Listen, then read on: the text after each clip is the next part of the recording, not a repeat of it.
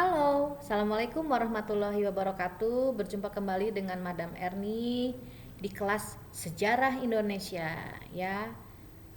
Kali ini kita akan mempelajari apa?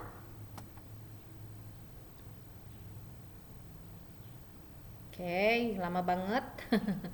Oke, ini kita akan mempelajari tentang perjuangan rakyat Indonesia, bagaimana waktu itu mempertahankan dan menegakkan kemerdekaan Indonesia tahun 1945 sampai 1949 ya. Nah, begitu. Jadi sebelumnya marilah kita sholawat dulu, baca basmalah dulu bersama-sama. Bismillahirrahmanirrahim. Allahumma sholli ala sayyidina Muhammad wa ala ali sayyidina Muhammad. Baiklah, mari kita mulai. Apa sih yang dimaksudkan dengan perjuangan mempertahankan dan menegakkan kemerdekaan Indonesia itu? Mengapa harus dipertahankan? Mengapa harus diperjuangkan kemerdekaan itu? Mengapa harus ditegakkan? Dan mengapa tahun 45 sampai 49? Itu pertanyaan besar. The big question is ya. Oke, untuk tidak berlama-lama ini tuh nah ya. Ini pertanyaannya sama kayak saya tadi, mengapa periode 45 sampai 49 disebut sebagai masa mempertahankan dan menegakkan kemerdekaan? Sekrisis apa ya ketika itu? Kok harus diperjuangkan lagi sih? Padahal kita kan sudah merdeka ya. At least kita udah merdeka tanggal 17 Agustus 1945. Nah, mengapa disebut sebagai masa mempertahankan? Oke. Jadi kemerdekaan Indonesia itu perlu ditegakkan, perlu mendapatkan pengakuan dunia internasional, terutama pengakuan dari sekutu sebagai pemenang perang ya. Kemudian itu satu, jadi kita harus mengatakan pada dunia ya bahwa kita itu merdeka secara penuh gitu ya, de facto dan de jure. Jadi kita juga ingin memberikan pernyataan kepada sekutu juga ya yang datang kembali ke Indonesia. Kemudian Belanda pun ingin menguasai kembali Indonesia ya. Secara mereka sangat diuntungkan ya dengan menjajah Indonesia itu. Sehingga Belanda itu mendompleng sekutu datang ke Indonesia ya, ke bumi tercinta ini, ingin menjajah kembali. Kemudian kita akan mengetahui juga bentuk-bentuk perjuangannya seperti apa sih pada saat itu ya. Ada perjuangan fisik dan juga perjuangan diplomasi ya.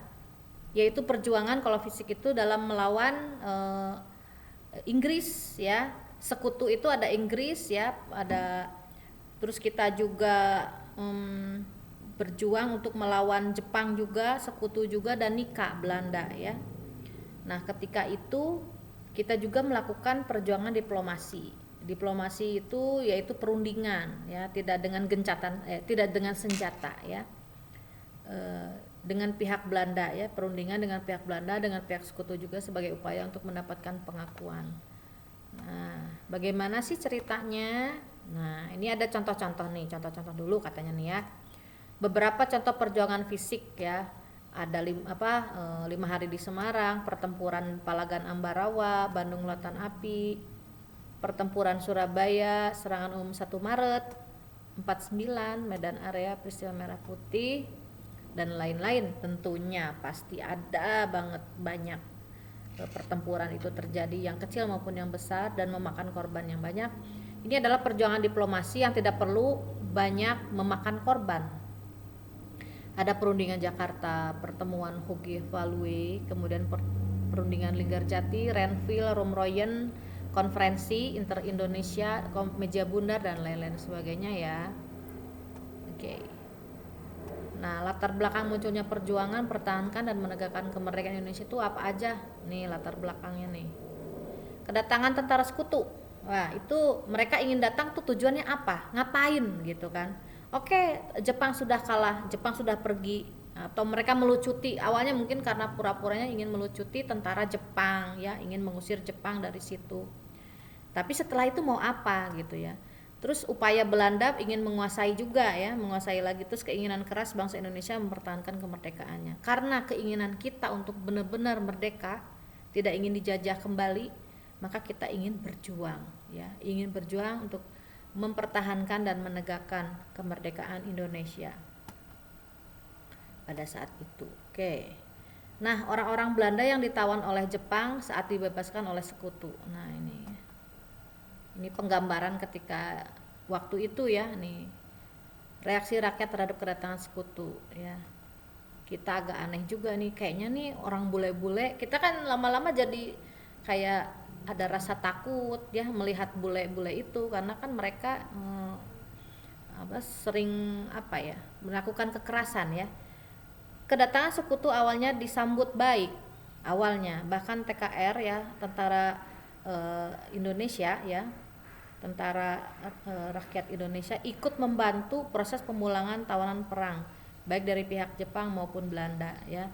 Jadi tawanan tentara Belanda di Indonesia itu banyak ya yang dilakukan oleh Jepang, begitupun dengan sebaliknya. Namun setelah diketahui bahwa pasukan sekutu membawa pula pasukan Nika atau Belanda, maka ketegangan-ketegangan antara pasukan kita dengan sekutu tidak bisa dihindari. Seperti itu nampaknya. Oke, sweet. Oke, selanjutnya adalah aksi coret-coret anti sekutu. Nah, ini nih lucu banget. Jadi zaman dulu memang kita suka ini juga ya. Suka ngerusak umum ya, barang-barang umum. Oke, Soekarno-Hatta yes, Van Mook FD Plus no katanya gitu. Jadi anti sekutu kita. Jadi itu bentuk dari ketidaksukaan ya, bentuk ekspresi. Mungkin emang calon-calon seniman juga nih, calon-calon seniman. Aksi-aksi coret anti sekutu. Nah, Indonesia never again the lifeblood of any nation katanya. Pokoknya tidak ingin dijajah kembali ya. Nah, ini waktu itu ya.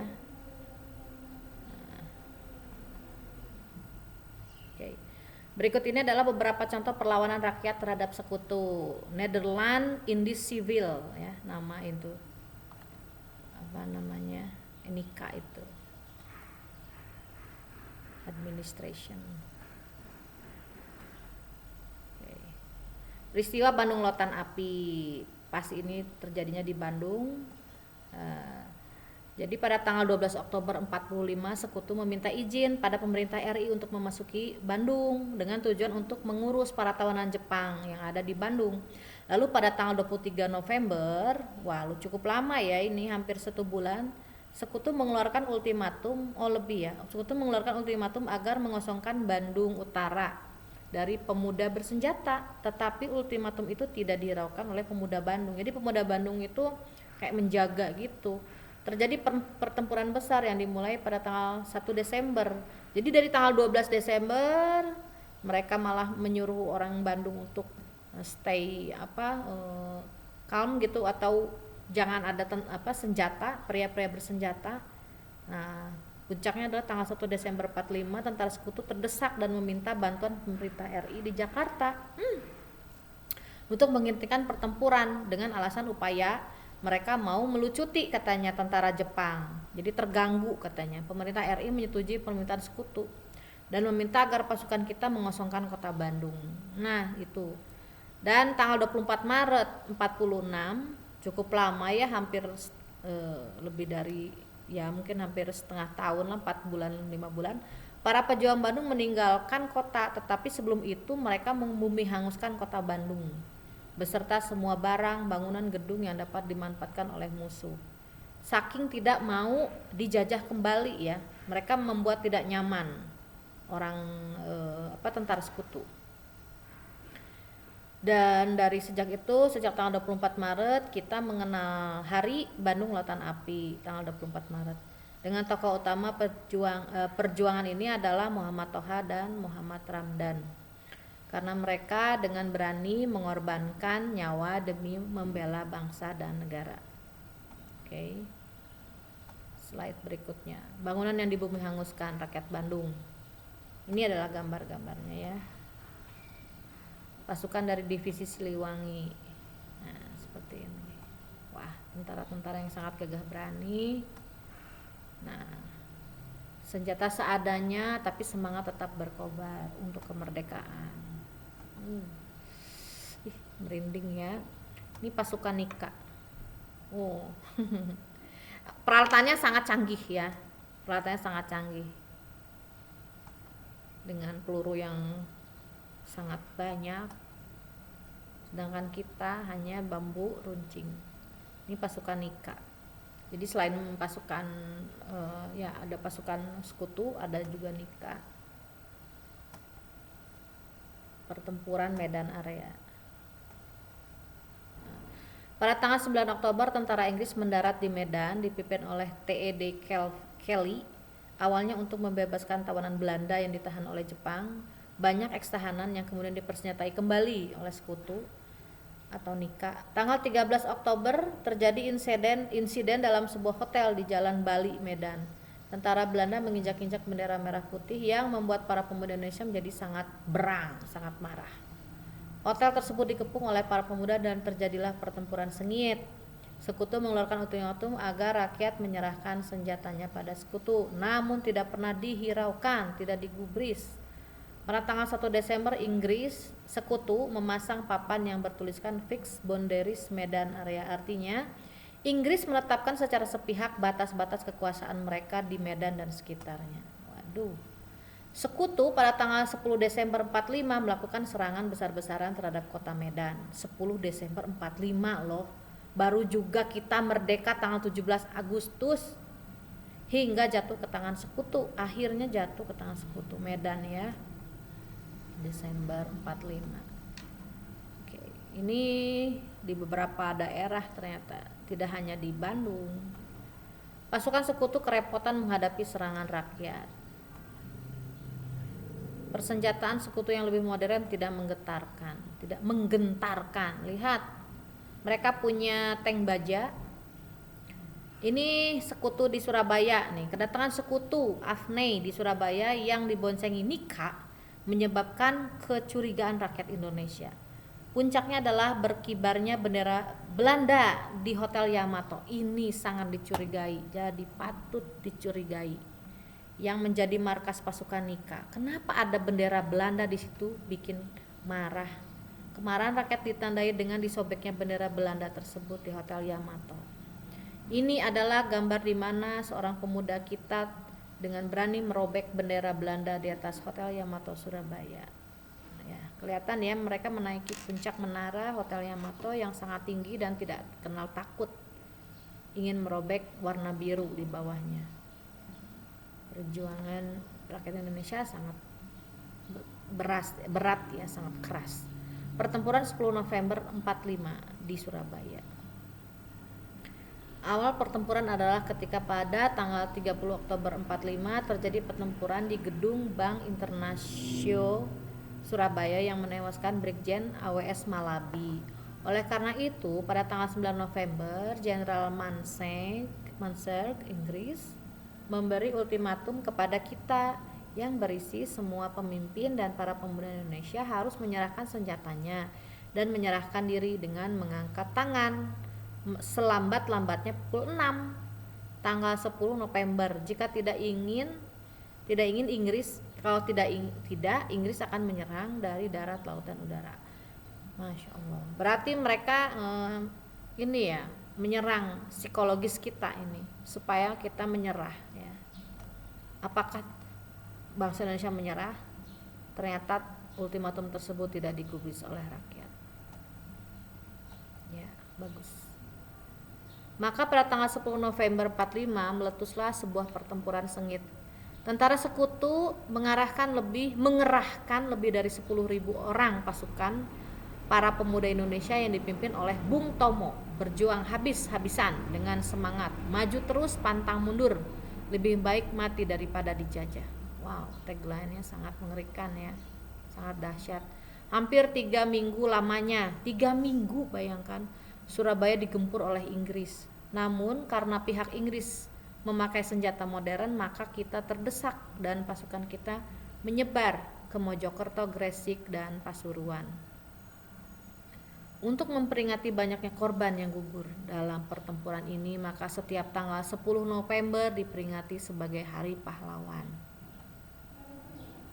Bung Tomo adalah tokoh pendiri Barisan Rakyat Indonesia yang menggelorakan semangat perjuangan untuk menentang ultimatum sekutu di Surabaya. Banyak jasanya Bung Tomo dan rakyat Indonesia ya, dan rakyat Surabaya di sana. Rakyat yang tertawan sekutu, perjuanganmu tidak sia-sia, Bung. Nah, ini ada beberapa tawanan sekutu ya. Rakyat Indonesia sangat ringkih ya badannya ya, tak berdaya dan ringkih, tapi mereka terus berjuang di keterpurukan itu. Surabaya 10 November 1945. Seperti ini gambarnya ya anak-anak. Ini Hotel Yamato, ada tentara, ini juga ada apa namanya, tank baja, tank lapis baja. Nah, ini peristiwa pertempuran Ambarawa. Pada tanggal 20 Oktober 1945, pasukan sekutu di bawah Brigadir Jenderal Battle mendarat di Semarang. Jadi mereka menyebar ya. Jadi mungkin sekutu ini banyak banget membawa pasukan sehingga mereka menyebar ke Medan, Bandung, Surabaya, Semarang dan di tempat-tempat lainnya. Kedatangannya katanya ingin mengurus tawanan dan tentara Jepang yang berada di tanah Jawa ya, di Jawa Tengah. Awalnya kedatangan diterima dengan tangan terbuka dari rakyat Indonesia. Namun mereka kemudian membebaskan secara sepihak para tawanan Belanda. Coba bayangkan, Belanda itu kan sudah jadi mimpi buruk Indonesia ya. Akibatnya terjadilah pertempuran antara Tentara Keamanan Rakyat atau TKR dengan tentara sekutu atau NIKA. Pertempuran berlangsung dari tanggal 20 November hingga 15 Desember. Lama sekali ya, hampir 1 bulan ya. Tahun 45. Pada tanggal 26 November 1945, pimpinan pasukan TKR yang berasal dari Purwokerto yaitu Kolonel Isdiman gugur. Oleh karena itu pasukan dipimpin oleh Panglima Divisi di Purwokerto, Kolonel Sudirman ya. Jadi diambil alih oleh Kolonel Sudirman yang berhasil memukul mundur pasukan sekutu. Bayangkan dengan senjata seadanya mereka bisa memukul mundur pasukan sekutu tanggal 15 Desember 45 loh, hebat sekali ya. Maka untuk mengingat hari ini, setiap tanggal 15 Desember diperingati sebagai Hari Infanteri dan di Ambarawa didirikan sebuah tugu, sebuah monumen yang diberi nama Monumen Ambarawa. Beberapa pejuang kita gugur demi kemerdekaan bangsa dan negara. Serem. Peristiwa Merah Putih di Manado. Pada bulan Desember 45, pasukan sekutu menyerahkan kedudukan kota Manado kepada NIKA. Bagaimana bisa ya? Setelah itu pasukan NIKA segera melakukan penangkapan kepada tokoh RI ya, kepada para tokoh RI. Para tokoh RI yang sebagian merupakan bekas dari anggota KNIL yang masih mendukung RI mendirikan sebuah pasukan bernama Pasukan Pemuda Indonesia itu di daerah Manado. Jadi mereka membuat pasukan khusus untuk membela, untuk mempertahankan kemerdekaan RI. Pada tanggal 14 Februari tahun 1946, PPI menyerbu NIKA di markasnya di Tangsi Putih, ya ini di Manado. Teling, ya daerah Teling. Para pejuang merobek warna biru pada bendera Belanda dan para pejuang berhasil menguasai markas NIKA di Tomohon dan di Tondano. Segera dibentuk pemerintahan sipil di Manado. BW Lapian terpilih sebagai residen.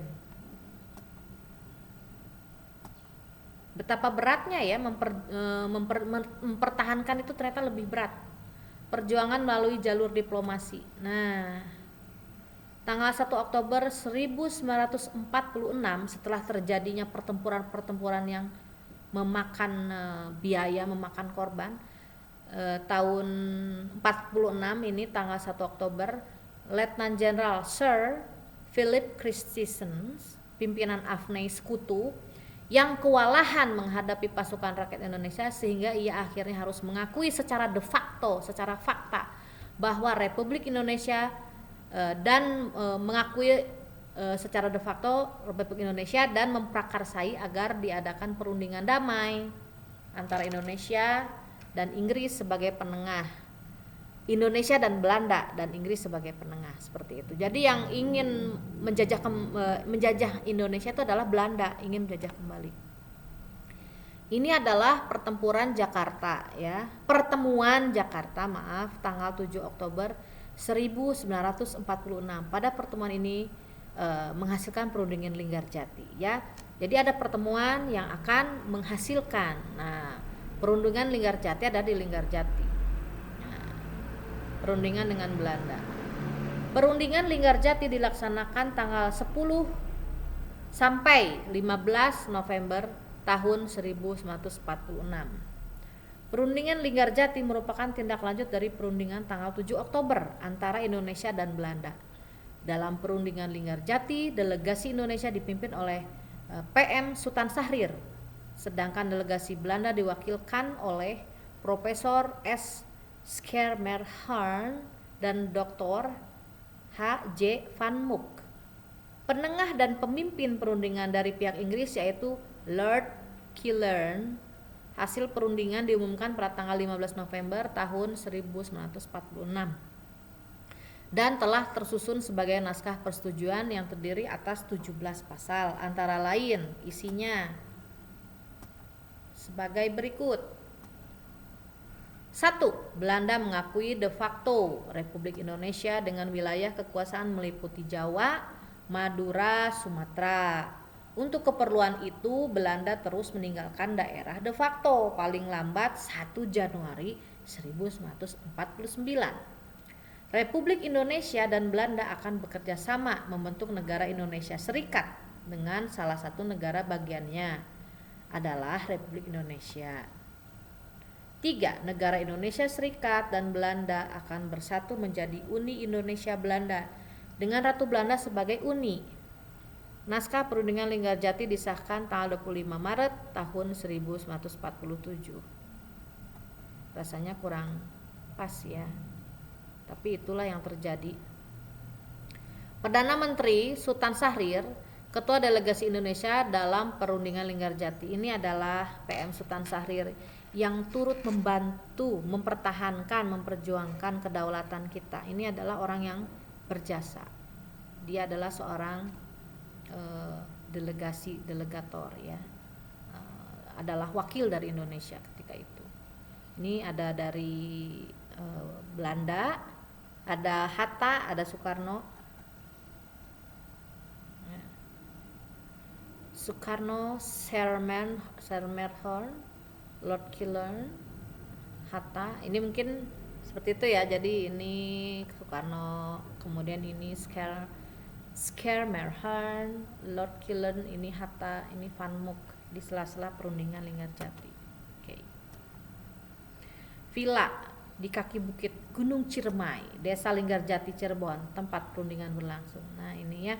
Saya pernah ke sana dan indah sekali karena di kaki Gunung Ciremai ya, sangat sejuk, udaranya sangat segar. Dan itulah yang membuat mereka, orang Belanda, ingin menjajah kembali karena Indonesia itu indah banget. Delegasi RI, Inggris dan Belanda berkesempatan berfoto bersama di sela-sela perundingan ya. Reaksi terhadap perundingan Linggarjati, apa yang terjadi? Ada pro kontra, pasti sangat lama, soalnya kita mengosongkan untuk menjadi sebuah republik itu kok sangat alot gitu ya, perundingannya sangat tidak adil menurut kita ya, banyak yang merasa tidak adil, mewarnai hasil perundingan. Jadi pro kontra. Sultan Syahrir dianggap gagal karena wilayah RI menjadi lebih kecil, lebih sempit, cuma ada Sumatera, hanya Madura dan hanya Pulau Jawa, karena kabinetnya dibubarkan dan diganti oleh kabinet Amir Syarifuddin. Nah, sekarang kita ganti ke Amir Syarifuddin. Selanjutnya, apa yang dilakukan beliau? Ini adalah agresi militer Belanda pertama. Sesudah perjanjian Linggarjati ditandatangani, hubungan Indonesia-Belanda semakin buruk ya. Malah semakin buruk. Hal ini terjadi karena Belanda ingin membentuk pemerintahan federal Sementara di seluruh wilayah ex-Hindia Belanda sebelum RIS terbentuk ini menandakan bahwa RI dianggap tidak ada, ya. Jadi ingin difederasiin gitu. Jadi dianggap tidak ada Indonesia ini, enak aja. Jadi mereka menjadi Federasi Hindia Belanda gitu. Sedangkan kita ingin menjadi Republik Indonesia, dan jadi sangat berbeda banget. Sangat berbeda visi dan misinya. Belanda ingin membentuk gendarmeri, pasukan keamanan. Gendarme, ya. Gendarme itu kalau bahasa Prancis pasukan keamanan. Jadi ingin membuat pasukan keamanan bersama yang juga akan masuk ke wilayah RI. Licik sekali akalnya. Urusan luar negeri RI diatur oleh Belanda. Enak banget, ya. Jadi Belanda ini ternyata memang tidak ada menyerahnya untuk, ini agresi militer Belanda pertama. RI menolak rencana Belanda. Sebagai akibatnya Belanda melakukan tindakan militer kepada Indonesia yang dikenal dengan sebutan polisional aksi, atau kita menyebutnya agresi militer Belanda pada tanggal 21 Juli 1947. Wilayah Republik Indonesia seperti Jawa Barat, Sumatera Timur, Sumatera Selatan, Jawa Timur, dan Madura jatuh ke tangan Belanda. Wow. Berat sekali ya perjuangan rakyat Indonesia ini. Reaksi dan simpati masyarakat dunia akibat agresi Belanda. Nah, ternyata masyarakat dunia sangat peduli, dipelopori oleh India karena kita sama-sama senasib orang Asia, ya. Dipelopori oleh India dan Australia, mereka mendesak Dewan Keamanan PBB agar memerintahkan terjadinya gencatan senjata pada tanggal 1 Agustus 1947. Efektif dilaksanakan baru pada tanggal 4 Agustus 1947. Oke. PBB membentuk KTN atau Committee of Good Office for Indonesia Goodwill Commission yang akan menengahi persoalan RI Belanda dalam perundingan lanjutan. Alot sekali. Ya, ternyata teman-teman. Nah, terjadilah Perjanjian Renville. Perjanjian Renville adalah perjanjian antara Indonesia dan Belanda yang ditandatangani tanggal 17 Februari tahun 1947 di atas geladak kapal perang Amerika Serikat sebagai tempat netral, katanya. USS Renville yang berlabuh di pelabuhan Tanjung Priuk, Jakarta. Perundingan dimulai pada tanggal 8 Desember 1947 dan ditengahi oleh Komisi 3 Negara KTN, Committee of Good Office for Indonesia, yang terdiri dari Amerika Serikat Dr. Frank Graham, Australia Richard Kirby, dan Belgia Paul van Zeeland. Oke. Nah, ini adalah USS Renville. Ini gambarnya ya ketika di dalam kapal. Suasana perundingan Renville. Delegasi Indonesia dipimpin oleh Perdana Menteri Amir Syarifuddin Harahap. Delegasi Kerajaan Belanda dipimpin oleh Kolonel KNIL R. Abdul Qadir Wijoyo Atmojo. Wah, ternyata orang Indonesia kelihatannya ya. Mungkin dia pembelot. Belanda bersikukuh dengan sikap mereka, yaitu tidak bersedia mundur ke batas demarkasi sebelum agresi militer dan tetap mempertahankan batas demarkasi baru yang dinamakan garis Van Mook sebagai hasil agresi militer mereka. Garis Van Mook itu untuk Belanda merupakan dream line, garis impian, karena dengan demikian Belanda memperoleh penambahan wilayah yang sangat besar baik di Sumatera maupun di Jawa. Ya, licik lah. Terutama daerah-daerah yang kaya akan sumber daya alam yang dibutuhkan oleh Belanda. Wow. Misalnya minyak dan pertambangan. Nice. Ini hasil perjanjiannya Renville ya. Setelah melalui perdebatan pada tanggal 8 Desember 47 sampai 17 Januari 48 ya. Wow, cukup lama, hampir 2 bulan. Maka diperoleh persetujuan Belanda tetap berdaulat atas seluruh wilayah Indonesia sampai kedaulatannya diserahkan kepada Republik Indonesia Serikat yang akan dibentuk. Republik Indonesia Serikat mempunyai kedudukan yang sejajar dengan Belanda dalam Uni Indonesia Belanda. Tetap kekeh ya. Republik Indonesia bagian dari RIS Sebelum RIS dibentuk, Belanda menyerahkan kekuasaannya kepada pemerintah federal. Indonesia harus menarik pasukannya dari daerah kantong, daerah yang direbut Belanda melalui agresi. Setelah itu Belanda memecah Negara Kesatuan Republik Indonesia dengan cara mendirikan negara boneka yang tergabung dalam BFO atau Bijenkorps for Federal Overslag. Akal-akalannya ini wilayah RI setelah agresi 1 dan hasil dari perundingan. Wilayah RI di mana saja, Republik Indonesia yang merah dan sangat sedikit. Dutch founded negara yaitu biru muda dan itu biru terang ya, lebih terang atau lebih gelap maksud saya. Yang ini adalah jajahan Belanda. Jadi Manado Sulawesi. Kemudian ada warna ungu juga Dutch military occupation, dan sedikit sekali lihat negara Indonesia cuma Jawa Tengah, Jakarta sama Sulawesi, itu pun sebagian besar sebagian masih banyak diambil sama mereka, sama Belanda. Oke. Agresi militer Belanda kedua. Oke, ada lagi yang keduanya. Untuk melaksanakan hasil perjanjian Reville, tentara RI harus mengosongkan daerah gerilya dan pindah ke garis belakang. Garis Van Mook, yaitu garis yang menghubungkan satu daerah terdepan yang dikuasai Belanda dengan daerah terdepan lainnya. Akibatnya tentara RI harus pindah ke Jawa Tengah dan berpusat di Yogyakarta. Dari seluruh daerah pasukan RI harus pindah menuju Yogyakarta dari Jawa Barat, Jawa Timur, Sumatera.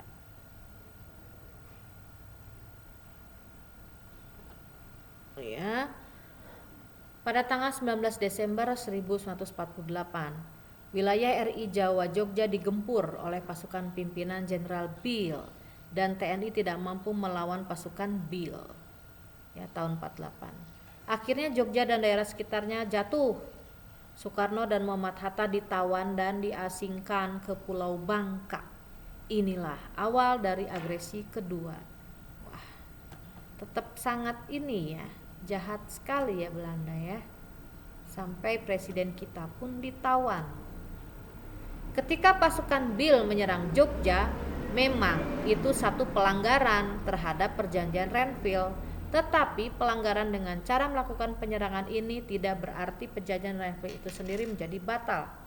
Karena pihak Belanda sendiri tidak menyatakan bahwa perjanjian Renville batal, melainkan melakukan pelanggaran perjanjian Renville dengan cara pelanggaran perjanjian Renville dengan cara melakukan serangan ke Jogja, wilayah kekuasaan RI Jawa Jogja. Perjanjian Renville tetap diakui dan sah. Maka tidak ada perubahan batas teritori RI.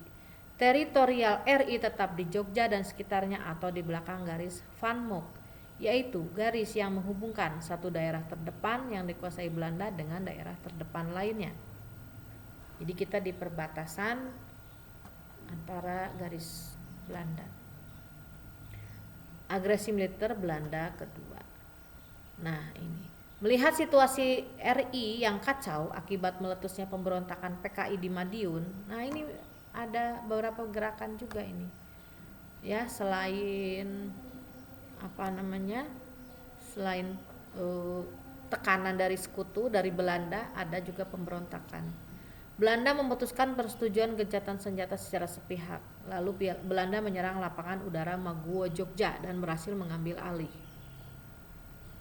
Tentara Belanda dapat memasuki istana kepresidenan dan menahan 50 orang.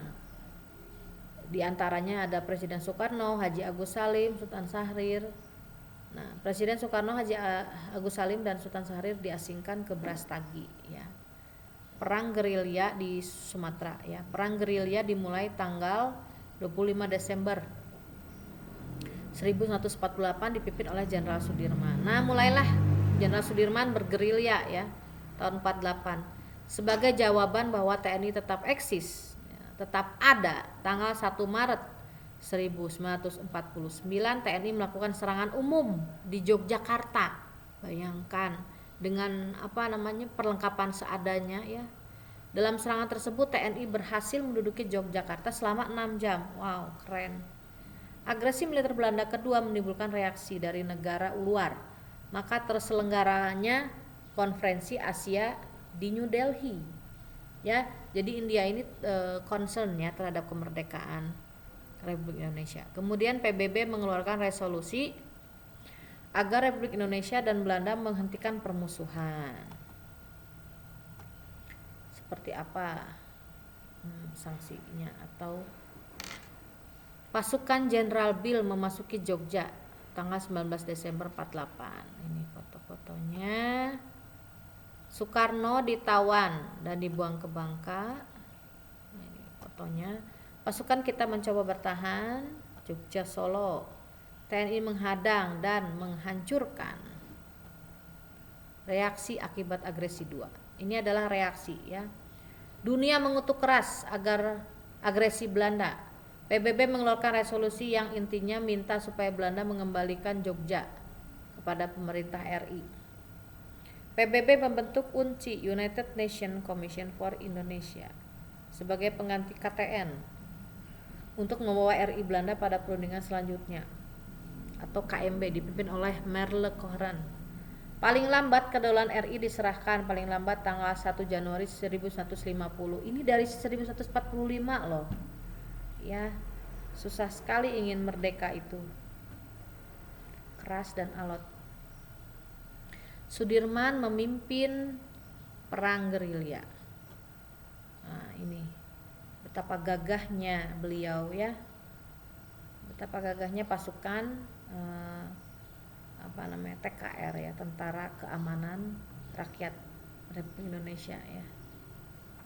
Perundingan Rumroyen. Nah, terjadi perundingan selanjutnya. Persetujuan Rumroyen diawali dengan perundingan RI Belanda pada tanggal 17 April 1945 atas inisiatif Komisi PBB untuk Indonesia atau UNCI. Perundingan diadakan di Hotel des Indes, Jakarta, dipimpin oleh Merle Cohen. Delegasi Indonesia diketuai oleh Mr. Muhammad Rum dan Mr. Ali Sastro Amijoyo sebagai wakil ketua. Anggota-anggotanya yaitu Dr. Laimena, Insinyur Juanda, Profesor Dr. Mr. Supomo, Mr. Latuharhari, dan disertai oleh 5 orang penasihat. Adapun Belanda dipimpin oleh Dr. J.H. van Rooyen dengan anggota Mr. N.S. Blom, Mr. I. Jacob, Dr. J.J. van de Velde, dan 4 orang penasihat. Delegasi RI dalam pidatonya menuntut agar perundingan ini lebih dahulu menyetujui pengembalian pemerintah RI ke Jogja. Setelah itu baru akan dibahas mengenai soal-soal lain.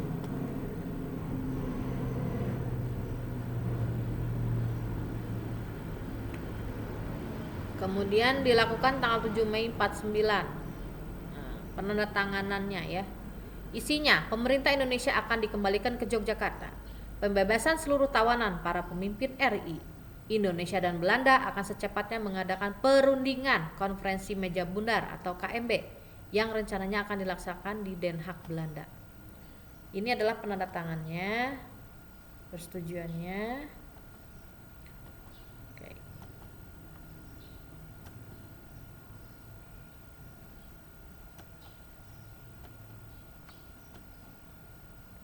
Ini adalah konferensi inter-Indonesia. Konferensi ini adalah konferensi persiapan dari pihak RIS, BFO dengan RI ya, dalam rangka menghadapi KMB. Dilaksanakan 2 kali di Jogja dengan hasil disetujuinya nama RIS akan dipimpin oleh presiden yang dibantu menteri. RIS akan menerima kedaulatan baik dari RI maupun Belanda.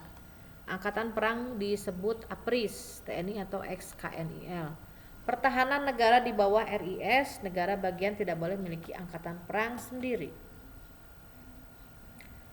Nah, konferensi inter kedua di Jakarta tanggal 30 Juli 49, hasilnya adalah bendera RIS adalah merah putih, lagu kebangsaan RIS Indonesia Raya, bahasa resmi bahasa Indonesia. Presiden RIS dipilih oleh wakil dari BFO dan RI. Nomor 5, dibentuk panitia persiapan nasional untuk menghadapi KMB. Oke. Ini perjanjian KMB ya, konferensi meja bundar. Nah, di Den Haag tanggal 23 Agustus sampai 2 November 49. KMB adalah konferensi antara Belanda Indonesia. BFO yang menghasilkan keputusan Indonesia menjadi Republik Indonesia Serikat. Belanda akan menyerahkan kedaulatan selambat-lambatnya tanggal 1 Januari 1150 nih. Ada juga nih hasilnya yang bikin adil ya. Swiss dan Belanda akan tergabung dalam Uni Indonesia Belanda di bawah Ratu Belanda. Ini masih kurang cocok nih. Irian Barat akan diserahkan setahun setelah penerimaan kedaulatan oleh Belanda. Kurang enak juga nih. Pengakuan kedaulatan dilakukan tanggal 27 Desember 49 sebagai hasil dari perjuangan mempertahankan kemerdekaan. Okay, thank you for your attention. God bless you all. Okay.